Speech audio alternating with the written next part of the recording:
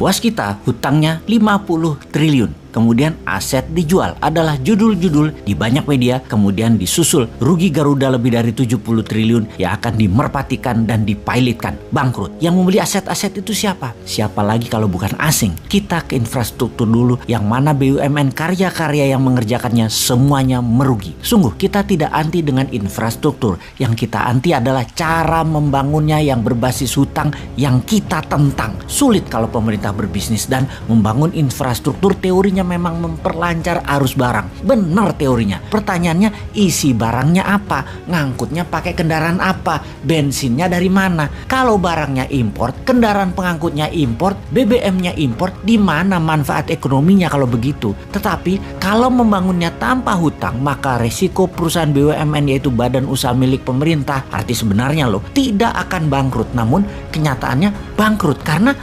mati beban bunga. Ada dua hal yang menimbulkan masalah ekonomi yang saat ini terjadi. Karena yang membangun adalah BUMN, maka modal di setor 20% harus free cash. Ternyata BUMN nggak punya uang, jadi BUMN-nya ngutang untuk setoran modalnya. Lalu yang 80% sisanya cari pinjaman bank. Katakan bank BUMN juga. Maka proyek itu di markup agar 20% setoran yang pinjam tadi bisa dibayar, alias proyek itu sesungguhnya 100% adalah pakai pinjaman bunga bank. Karena memakai uang BUMN, maka sejak 5 tahun yang lalu bank-bank tidak memberikan kredit ke swasta, tetapi mementingkan proyek mercusuar infrastruktur gagah-gagahan agar terlihat mentereng, walau yang memakainya untuk konsumtif yang menghabiskan bahan bakar minyak yang impor. Bank-bank dipaksa membiayai proyek pemerintah tersebut sehingga sektor swasta terutama menengah bawah uangnya seret. Duit dikit beredar, hanya 44% dari PDB nasional. Niat memperkecil uang beredar itu kita paham, yaitu untuk merendahkan inflasi, di mana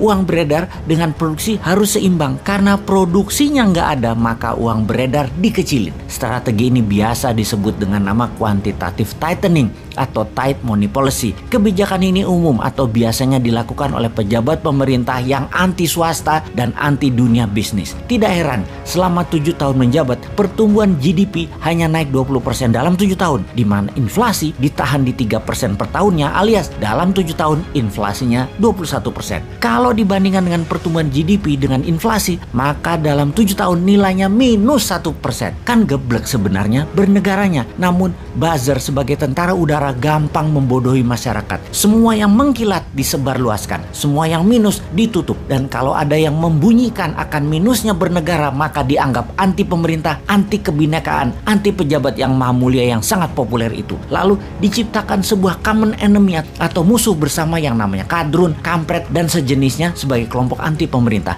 New Mind bahkan dimasukkan ke kelompok tersebut. Padahal terang-terangan New Mind tidak pro oposisi, tidak pro incumbent, tapi pro kebenaran. Dan setiap kebenaran diungkap, kalau dianggap salah selalu dikasih solusinya. Sementara yang namanya oposisi saat ini semuanya kerjanya bengok-bengok kejelekan, namun tidak mengajarkan mana yang benar. Maka New Mind juga hajar oposisi yang naif begitu. Kita simpulkan sekarang, mengapa ekonomi Indonesia dalam 7 tahun minus 1% sejatinya? Karena sang pejabat ingin mendapatkan prestasi dengan inflasi rendah, dengan menekan uang beredar. Sementara uang di bank dikuras bukan untuk UKM dan rakyat, tetapi membiayai proyek mercusuar infrastruktur pakai hutang. Karena proyek-proyek itu hutang, berbunga, dan tidak produktif, terbukti rugi semuanya. Maka ini membuktikan secara perhitungan ekonomi, caranya membangun infrastruktur pakai hutang adalah kegeblekan hakiki. Yang efek selanjutnya, ekonomi menjadi melambat, produksi UKM menurun, dan hanya menjadi trader barang-barang Tiongkok untuk hidup. Maka yang terjadi selanjutnya adalah aset dijual